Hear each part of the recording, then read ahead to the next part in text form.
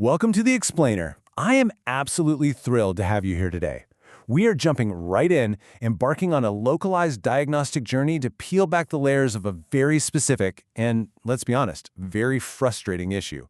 We're looking at exactly why homes in Irondale, Alabama, are constantly battling hidden infrastructure failures. We're going to break down the environmental science, the historical construction methods, and the modern engineering used to combat these exact issues. Honestly, if you've ever dealt with a sudden leak or a backed-up drain, you are going to find this absolutely fascinating. So why do Irondale homes face constant plumbing failures? For a lot of residents right here in Jefferson County, waking up to a burst pipe, a suddenly freezing cold shower, or, worst of all, a backed-up sewer, it just feels like a recurring, inescapable nightmare. But here's the thing. It is not just bad luck. As we'll see from the source data provided by the experts at Fortress Plumbing Birmingham, there is a very clear cause and effect relationship happening literally right beneath your feet. It's kind of like a perfect storm of environmental factors colliding with aging infrastructure. Okay, let's dive right into our roadmap for today. First, we'll uncover the Irondale plumbing reality. Then, local culprits, soil and water. Third, recognizing the warning signs. Fourth, modern solutions and standards. And finally, the emergency response process. All right, let's kick things off with Section 1, the Irondale plumbing reality. To really understand the plumbing in your home, you actually have to understand the ground your home is built on. The unique geography and environment of Jefferson County are secretly and constantly attacking local homes. In Irondale, the red clay soil, well, it isn't just dirt. It's an active, moving force. During periods of heavy rain, this red clay acts like a massive sponge, expanding significantly. Then, during those dry summer spells, it shrinks and pulls right back. Just imagine this continuous swelling and contracting happening around your rigid underground pipes. This seasonal movement applies immense, constant pressure to your sewer lines and really stresses your home's foundation. It literally, slowly but surely, crushes or snaps the infrastructure over time. And speaking of things breaking down, here is a number that might actually surprise you: 10 to 12. That is the typical lifespan, in years, of a standard tank water heater in this area, which, let's be real, is significantly shorter than you might expect. Why? Well, it all comes down to Irondale's hard water. Our municipal water is heavy with mineral deposits. So over those 10 to 12 years, these minerals settle at the bottom of the tank, creating this super dense layer of sediment. This sediment physically insulates the water from the heating element. So your heater has to work harder and harder just to heat the water, which drives up your energy costs until eventually the tank simply corrodes through and floods your space. Not fun. Moving right along to Section 2, local culprits, soil and water. So we know the soil and the water are the enemies, right? But how do they uniquely target your specific house? Well, it turns out it depends entirely on your geography and your home's exact era. What's really fascinating here is how clearly this maps out. A newer home off Grants Mill faces an entirely different plumbing threat than, say, a 1970s build on Montevallo Road. Homes near Grants Mill and Highway 20 are often built on slab foundations, which makes them highly susceptible to hidden slab leaks since the pipes run straight through the concrete. Meanwhile, if you look at homes built between the 60s and 80s near Montevallo Road, they're dealing with aging galvanized steel pipes.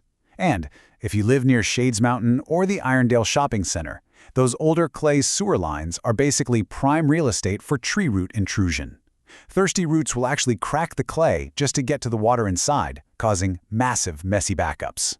And when it comes to the materials themselves, there is a very clear divide. On one side, if your home still has galvanized steel pipes, they are rusting from the inside out right now. This mineral buildup restricts water flow and causes those annoying pinhole leaks. The source material is crystal clear on this. Doing a partial repair on a galvanized pipe is honestly just a waste of money. Why? Because you're really just pushing the water pressure to the next weak, rusted spot down the line. On the flip side, we have the solution: modern PEX or copper piping. These materials last 50+ years. They actively resist corrosion, and PEX is incredible at resisting freeze damage. Complete repiping is a true multi-decade solution, definitely not a temporary band-aid. Let's transition into Section 3, recognizing the warning signs.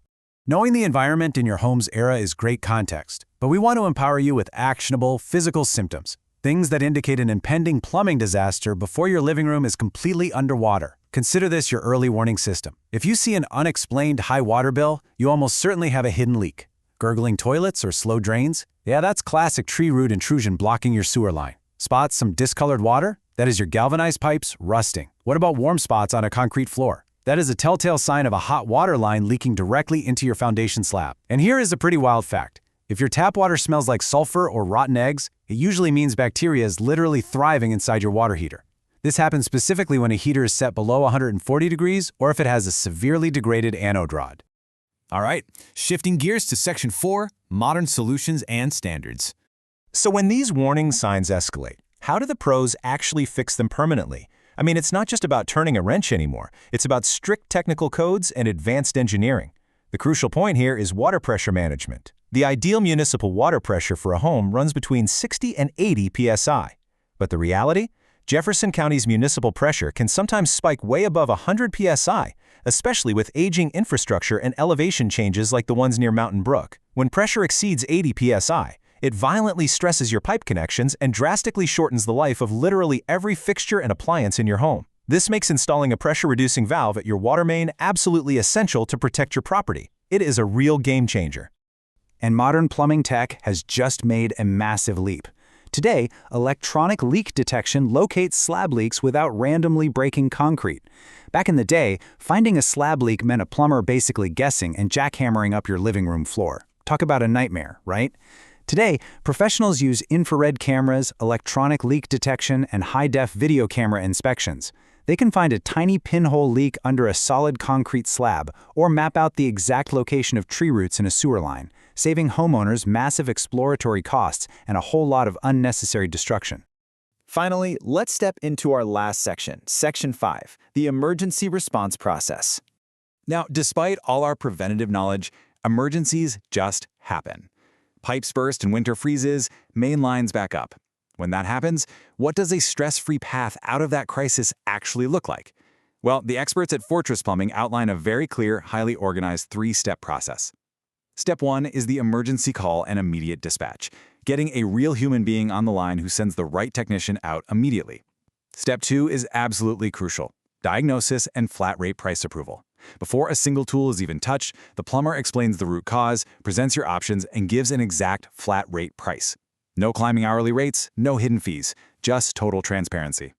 And Step 3 is the code-compliant repair, followed by quality verification, making sure the work passes all of Jefferson County's strict structural and safety codes. Because when water is actively destroying your home, speed is everything. Here's what a professional response timeline actually looks like. Within minutes, dispatch is initiated. Within just 1 hour, a licensed master plumber arrives at an Irondale emergency. And because their trucks are fully stocked as literal mobile warehouses, a major job, like completely replacing a failed standard water heater, can be knocked out in just 2 to 4 hours. They stabilize the flooding, contain the mess, and restore function almost immediately. So, I want to leave you with this provocative question. What is your home's plumbing trying to tell you right now? Are you maybe ignoring a slow drain, a faint sulfur smell, or a small drop in water pressure? We've learned today that in Irondale, with its expanding red clay and hard water, these are definitely not random quirks. They are the predictable early warning signs of infrastructure failure. So take a look around your home today. Address those localized warning signs on your terms, before your system makes the decision for you and turns into a massively expensive emergency. Thank you so much for joining me on this explainer. Keep learning, and I will see you next time.